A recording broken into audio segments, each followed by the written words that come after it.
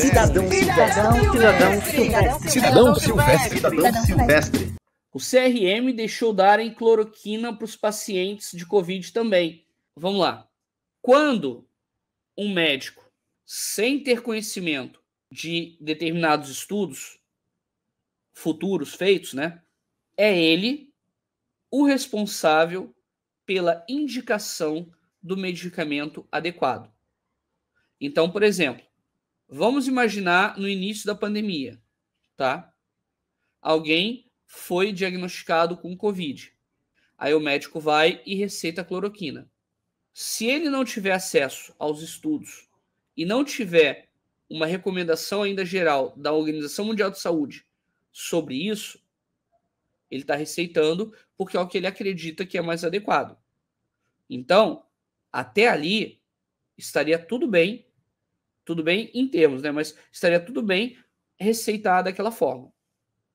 Agora, quando sai o aviso da OMS de que a cloroquina não tem efeitos na Covid, e para piorar, porque isso piora, a própria fabricante da cloroquina diz que a cloroquina não é eficaz, a partir desse momento, qualquer um que indique cloroquina pode estar sendo ligado a um erro médico. E isso é analisado como um erro médico. Mas como eu estou falando, por exemplo, a cloroquina, ela tem lá, ela é um remédio como o outro qualquer, e determinadas doenças você tem que usar. Agora vamos imaginar o seguinte exemplo. Um médico, sei lá, insira um nomezinho aqui.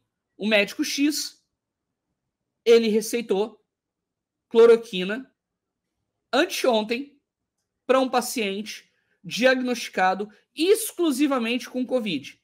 A única coisa que ele foi diagnosticado foi Covid.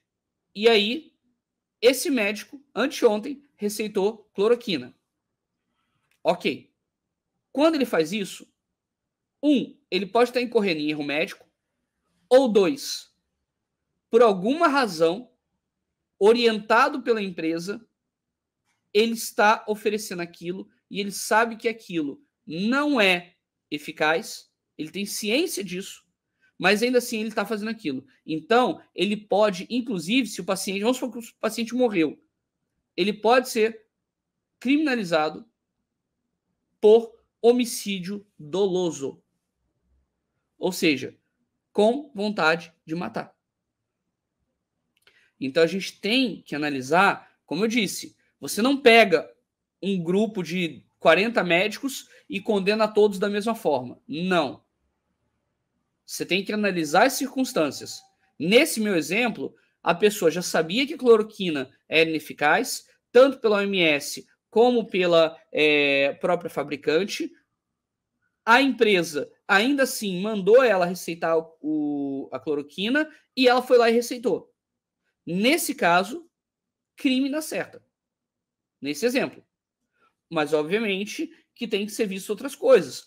Porque quando você erra na tua profissão, a gente considera que é um erro daquilo, pode ser considerado um crime, mas pode ser culposo. A pessoa, por exemplo, sei lá, ela mora num local sem acesso à internet, ela não está vendo notícia nenhuma nova, ela está sendo uma péssima profissional, e esse profissional lá chega e receita cloroquina, isolando todo o conhecimento de todo o resto.